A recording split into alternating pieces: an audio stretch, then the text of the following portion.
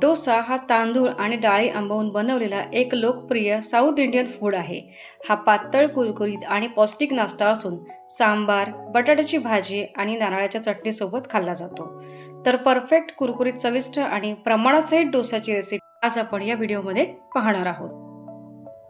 डोसा हा फर्मेंटेशन प्रक्रिया केल्यामुळे तो अर्थातच पौष्टिक असतो. यामध्ये बी जीवनसत्व आणि लोहासारखी खनिजे असतात. तर पाहूया रेसिपी. आता सुरुवातीला 3 वाट्या तांदूळ घ्यायचे आहेत. हे 3 वाट्या तांदूळ जे घेतले आहेत ते रेशनचे तांदूळ आहेत. ते आपल्याला एका भांड्यामध्ये ओतून घ्यायचे आहेत. आता याच 3 वाट्यांमध्ये आपल्याला डाळी घ्यायच्या आहेत. 1 वाटी भरून उडीद डाळ, अर्धी वाटी तूर डाळ आणि अर्धी वाटी मूग डाळ असं प्रमाण घ्यायचं आहे आणि साधारण 2 चमचे आपल्याला मेथीचे दाणे घ्यायचे आहेत. आणि तांदळामध्येच या डाळी आणि मेथी एकत्र घेऊन स्वच्छ धुवून आपल्याला पाणी घालून आपल्याला भिजत ठेवायचे आहेत. आता ही प्रोसेस मी शनिवारी रात्री करत आहे. आता रविवारी सकाळी या डाळी छान भिजलेल्या आहेत आणि आता आपल्याला छान मिक्सरमध्ये बारीक वाटून घ्यायचे आहे.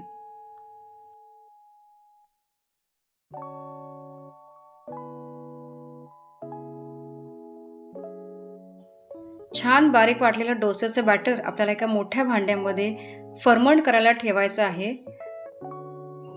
आता हे पहा, हे आपलं बॅटर छान फर्मंट झालेलं आहे. छान ढवळून एकत्र करून त्यामध्ये मीठ आणि थोडंसं तेल टाकायचं आहे, ज्यामुळे छान चकाकी येते. आणि आता आपल्याला डोसे करायचे आहेत. आता डोसा करण्यासाठी आपल्याला डोसा पॅन हा गॅसवर ठेवायचा आहे. हाय फ्लेमवरती आधी छान तापू द्यायचं आहे. त्यानंतर मीठ आणि पाणी असलेलं मिश्रण तव्यावरती शिंपडायचं आहे आणि सुती कापडाच्या साहाय्याने पुसून घ्यायचं आहे. ही प्रोसेस खूप महत्त्वाची आहे. आता डोसा पॅनवरती डोसा बॅटर टाकायचं आहे आणि पळीच्या साहाय्याने एकाच दिशेने सतत फिरवत राहायचं आहे. जितका पातळ करता येईल तितका पातळ करायचा आहे. आता या डोस्यावरती आपल्याला तेल टाकून घ्यायचं आहे आणि कावेत्याच्या साहाय्याने जे वरचं पीठ आहे ते सारखं करून घ्यायचं आहे. गॅसची फ्लेम ही हायस्ट ठेवायची आहे. छान सोनेरी रंग आला की आपला डोसा तयार आहे. तो एक कावेलत्याच्या साहाय्याने अलगद काढून घ्यायचा आहे आणि गरम गरम सर्व करायचा आहे. आता आपल्याला डोसासोबत खायची नारळाची चटणी करून घ्यायची आहे. तर एकदम सोपी रेसिपी आहे.